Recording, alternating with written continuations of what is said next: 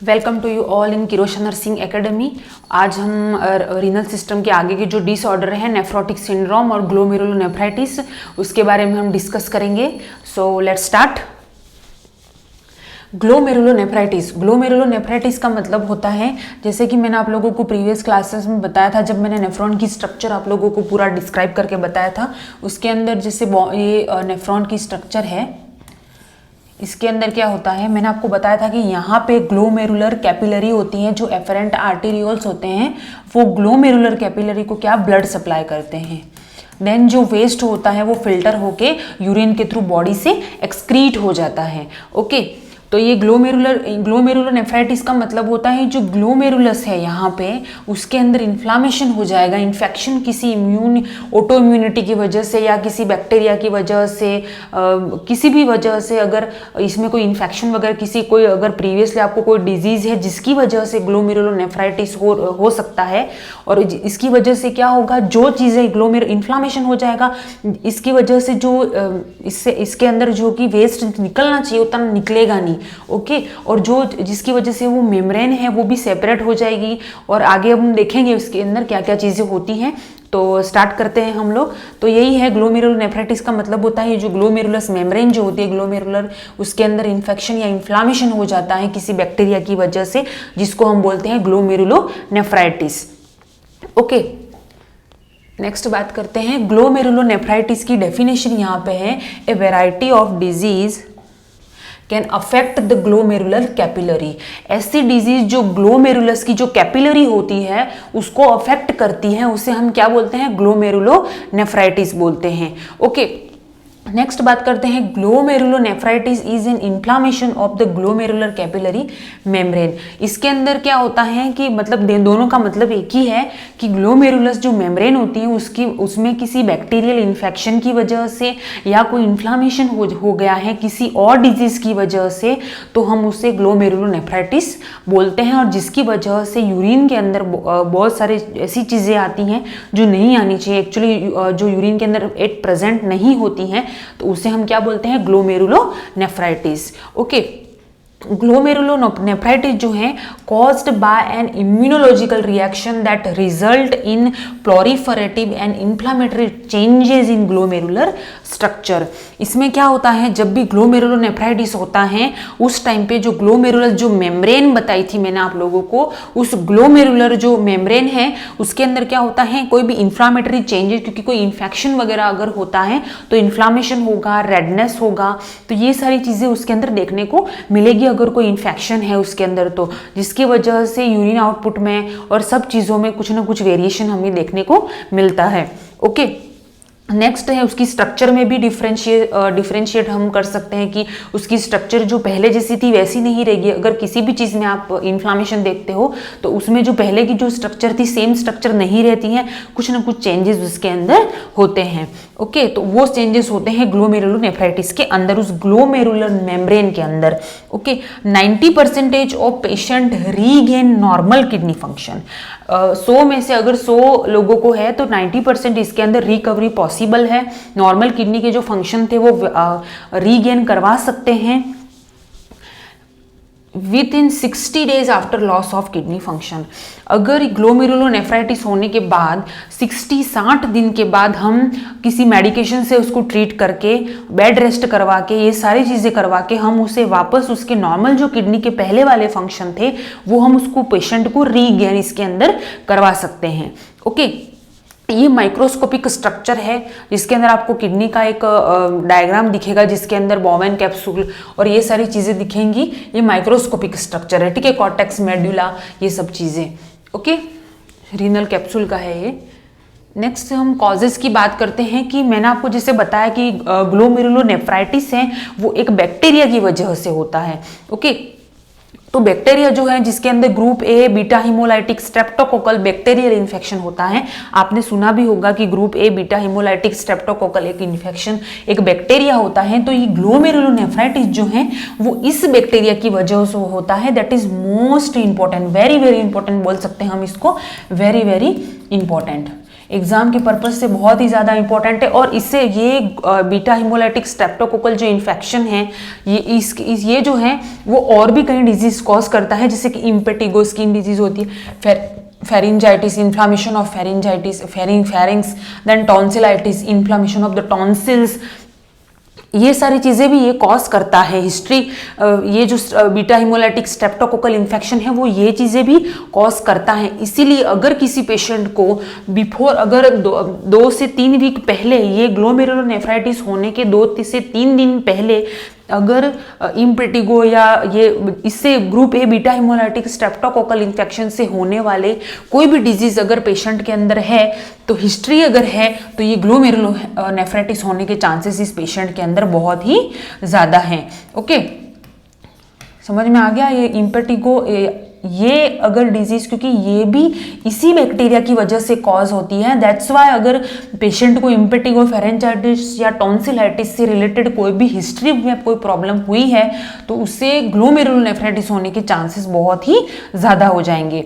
Okay, next auto immune disease like systemic lupus erythematosus, ये भी एक ऑटो इम्यून डिजीज है, अपनी इम्यूनिटी अपने पर ही हावी हो जाती है, उसे हम ऑटो इम्यून डिजीज बोलते हैं। इसके अंदर भी अगर ये किसी पेशेंट को होता है, क्योंकि आपने जैसे पहले भी कहीं पढ़ा होगा कि अगर किसी भी पर्सन की इम्यूनिटी वीक है, इम्यूनिटी अगर किसी पेशेंट की कम है तो उसको बैक्टीरियल, वायरल ये इन्फेक्शन लगने में जरा भी देर नहीं लगती, उसे इन्फेक्शन के प्रति बहुत ही ज़्यादा प्रोन होता है। इसीलिए हमें हमारी इम्यूनिटी को अच्छा रखना बहुत ही ज़्यादा ज़रूरी है।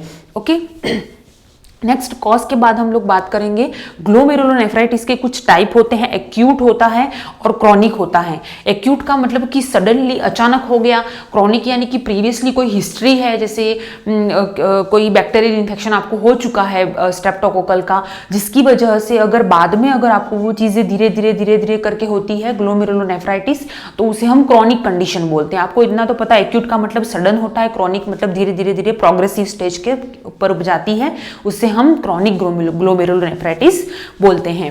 ओके, नेक्स्ट हम कुछ बहुत ही इंपॉर्टेंट है ये कि कुछ क्लासिकल साइन होते हैं ग्लोमेरुलोनेफ्राइटिस के, तो उसके बारे में डिस्कस करेंगे। एग्जाम के पर्पज से बहुत ही ज़्यादा इंपॉर्टेंट है, डायरेक्टली क्वेश्चन पूछ लेते हैं कि क्लासिकल साइन अगर एग्जाम के अंदर पूछा जाए कि ग्लोमेरुलोनेफ्राइटिस का क्लासिकल साइन क्या होगा तो आपको आंसर देना है Cola coloured urine and red brown urine. ये आपको एग्जाम के पर्पज से बहुत ही ज़्यादा इंपॉर्टेंट क्वेश्चन है। एग्जाम के पॉइंट ऑफ व्यू से, किसी भी कॉम्पिटिटिव एग्जाम के पॉइंट ऑफ व्यू से इंपॉर्टेंट, किसी भी डिजीज का क्लासिकल साइन जो होता है एटलीस्ट वो तो हमें याद ही होना चाहिए, क्योंकि एग्जाम के पर्पज से वो मोस्ट इंपॉर्टेंट हम उसे बोलते हैं। ओके, तो इसका क्लासिकल साइन है Cola coloured urine and red brown urine इसके अंदर आता है। एंड मोस्ट इंपॉर्टेंट इसके अंदर प्रोटीन यूरिया होता है, जो कि यूरिन के अंदर प्रेजेंट नहीं होता है, लेकिन अगर किसी पेशेंट को ग्लोमेरुलोनेफ्राइटिस है तो उसे प्रोटीन यूरिया यानी कि यूरिन के अंदर प्रोटीन आएगा।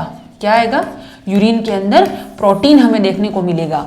ओके, नेक्स्ट इसके कुछ और सिम्टम है, जैसे पेरी ऑर्बिटल एडिमा होगा इसके अंदर, मतलब पेरी ऑर्बिटल यानी कि ये जो पेरी ऑर्बिटल कैविटी हमारी होती है आइस की हम कैविटी को ऑर्बिटल कैविटी बोलते हैं, तो उसके अंदर एडिमा हमको देखने को मिलेगा। पेशेंट को हाइपरटेंशन हो सकता है, देन ओलिगोयूरिया, एनयूरिया हो सकता है, क्योंकि किडनी और नेफ्रॉन के अंदर इन्फ्लामेशन हो रहा है, ग्लोमेरुलस के अंदर इन्फ्लामेशन हो रहा है, तो ये सारी चीज़ें इसके अंदर अफेक्ट हो सकती है। यूरिन की पीएच जो है वो लो हो सकती है। नॉर्मल यूरिन की पीएच मैंने आपको क्या बताई थी, 6 जो है यूरिन की पीएच होती है, तो लो यूरिनरी पीएच इससे ज़्यादा और कम हो सकती है, मतलब कि और भी ज़्यादा ये एसिडिक हो सकता है। ओके, क्योंकि ग्लोमेरुलर के अंदर प्रॉब्लम है, इसका मतलब फ्लूइड रिटेंशन नहीं होगा, फ्लूइड को जो बाहर जाना चाहिए वो बाहर प्रॉपरली यूरिन आउटपुट नहीं आएगा, जिसकी वजह से बॉडी के अंदर भी फ्लूइड वॉल्यूम बढ़ेगा, जिसकी वजह से पेशेंट को हाइपरटेंशन होने के चांसेस बढ़ सकते हैं। कभी कभी ओलिगोयूरिया यानी कि 400 ml से कम हो सकता है, या फिर एनयूरिया यानी कि बिल्कुल 200 ml से भी कम यूरिन आउटपुट अगर तो भी पेशेंट को ये हो सकता है। ओके, तो ये कुछ साइन एंड सिम्टम थे, उसके क्लासिकल साइन वगैरह। नेक्स्ट हम बात करेंगे डायग्नोस्टिक इवैल्यूएशन, यानी कि हम किस किस मेथड से हम लोग चेक कर सकते हैं कि पेशेंट को ग्लोमेरुलोनेफ्राइटिस अगर पेशेंट को है तो कौन से मेथड से हम चेक कर सकते हैं। तो इसके अंदर हम बात करते हैं increased urine specific gravity. Okay मैंने आपको बताई थी 1.010 टू 1.025। ओके तो ये भी इसके अंदर इसी वैल्यू के अंदर है, थोड़ा सा वेरिएशन हो सकता है बुक के हिसाब से। तो इससे अगर यूरिन स्पेसिफिक ग्रेविटी इंक्रीज हो रही है यानी कि बढ़ रही है, क्यों यूरिन स्पेसिफिक ग्रेविटी इंक्रीज होगी? क्योंकि अगर पेशेंट को ओलिगोयूरिया हो रहा है, जैसे हमने साइन एंड सिम्टम के अंदर देखा कि पेशेंट को ओलिगोयूरिया हो रहा है, इसका मतलब यूरिन की स्पेसिफिक ग्रेविटी बढ़ेगी, यानी कि यूरिन का जो कंसंट्रेशन है वो बढ़ेगा। डिहाइड्रेशन के टाइम पे भी यूरिन की स्पेसिफिक ग्रेविटी इंक्रीज हो जाती है, इसका मतलब यूरिन का गाढ़ापन, यूरिन का जो कंसंट्रेशन है वो बढ़ जाएगा। ओके तो इसके अंदर भी यही सेम कंडीशन होगी कि increase urine specific gravity, because आगे हमने पढ़ा कि उसके अंदर ओलिगोयूरिया या एनयूरिया भी इसके अंदर हो सकता है। Okay most common method to measure urine specific gravity, ये भी बहुत ही ज़्यादा इंपॉर्टेंट है कि ऐसा कौन सा मेथड है जिससे हम यूरिन की स्पेसिफिक ग्रेविटी जो है उसको मेजर कर सकते हैं। तो that is deep stick method. Deep stick method में क्या होता है कि यूरिन की स्पेसिफिक ग्रेविटी को मेजर करता है कि यूरिन की स्पेसिफिक जो ग्रेविटी है वो कितनी है, ये मेजर करने के लिए हम डीप स्टिक मेथड करते हैं और ये मोस्ट एक्यूरेट मेथड होता है। Okay urine specific gravity check करने के लिए मोस्ट एक्यूरेट मेथड होता है, तो ये आपको याद रखना है, एग्जाम के पर्पज से भी बहुत ही ज़्यादा इंपॉर्टेंट है। Then urine specific gravity check करने के लिए और भी तरीके होते हैं, जैसे रिफ्रैक्टोमीटर और यूरिनोमीटर होते हैं, लेकिन ये लीस्ट एक्यूरेट होते हैं, इसकी एक्यूरेसी इतनी ज़्यादा नहीं होती है जितनी कि डीप स्टिक मेथड की होती है। तो एक्यूरेट अगर आपको रिजल्ट चाहिए, एग्जाम के अंदर अगर क्वेश्चन पूछा जाए कि एक्यूरेट हम यूरिन की स्पेसिफिक ग्रेविटी चेक करने के लिए किस चीज का यूज करते हैं, तो हम डीप स्टिक मेथड का यूज करते हैं।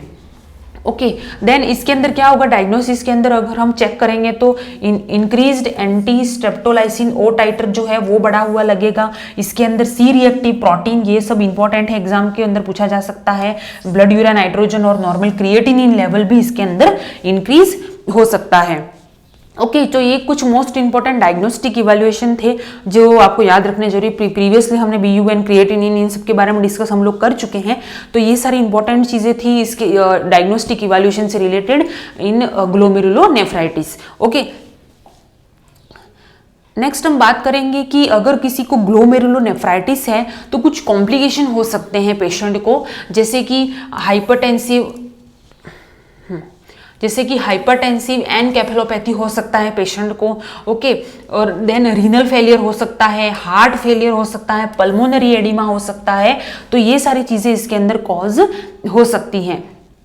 ओके तो ये कॉम्प्लिकेशन इसमें इंपॉर्टेंट है कि पेशेंट को हाइपरटेंसिव एनकेफेलोपैथी हो सकता है, मतलब ब्रेन के अंदर कुछ डिस्टर्बेंस हो सकता है हाइपरटेंशन की वजह से, इन्फ्लामेशन हो सकता है, इन्फेक्शन हो सकता है, किसकी वजह से, हाइपरटेंशन, क्योंकि फ्लूइड वॉल्यूम उसके अंदर इंक्रीज हो रहा है। रीनल फेलियर हो सकता है, रीनल फेलियर क्यों हो सकता है ये मैंने बता दिया आपको, क्योंकि इसके अंदर प्रोटीन यूरिया भी हो रहा है, BUN क्रिएटिनिन और बाकी सब चीज़ सी रिएक्टिव प्रोटीन, ये सारी चीज़ें उसके अंदर इंक्रीज हो रही होती है।